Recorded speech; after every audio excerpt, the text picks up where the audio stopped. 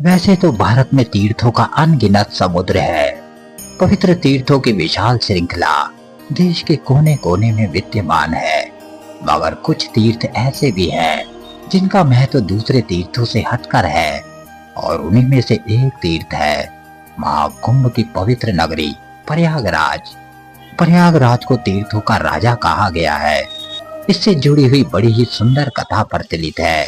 कहा जाता है कि एक बार समस्त तीर्थ भगवान कृष्ण के पास गए और उनसे आग्रह किया कि हम में से किसी एक तीर्थ को राजा घोषित करें ताकि बाकी सारे तीर्थ उसके अनुसार चले।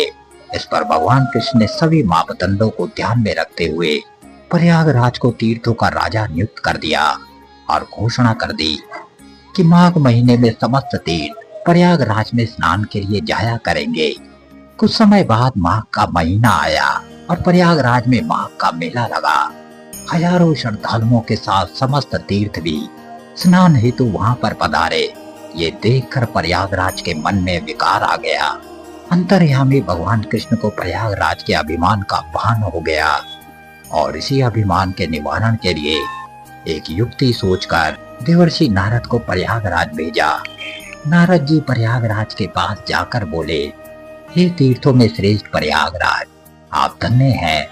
आपकी महिमा देखिए, संसार भर के तीर्थ खुद आपके दर्शन हेतु पधारे हैं, मगर ब्रज 84 कोस का तो कोई भी तीर्थ यहाँ नहीं दिखाई पड़ता। ऐसा क्यों? ये सुनकर प्रयागराज भी सोच में पड़ गए। इस पर नारद जी ने सुझाव दिया कि इस प्रश्न का निवारण भी उन्हीं से करते हैं जिन्होंने आपको राजा नियुक्त किया है। देवर्षि नारद और प्रयागराज दोनों भगवान कृष्ण के पास गए और उनको इस प्रश्न से अवगत कराया। इस पर वसुदेव श्री कृष्ण ने मुस्कुराकर कहा, हे तीर्थराज, मैंने ये कहा था कि सारे तीर्थ आपके दर्शन और स्नान करने हेतु आपके पास आएंगे, मगर ब्रज 84 कोई तीर्थ नहीं है, बल्कि ये मेरा निज निकुंज अर्थात मेरा घर है। ये सुनते ही प्रयागराज का सारा अभिमान धराशायी हो गया और वो भगवान के श्री चरणों में नतमस्तक हो गए। प्रयागराज में इस समय महाकुंभ की बेला है।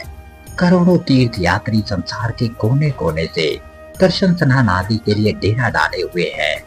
वैसे तो हर 12 वर्षों में प्रयागराज में कुंभ का आयोजन होता है, मगर इस बार के महाकुंभ का योग 144 वर्षों बाद आया है।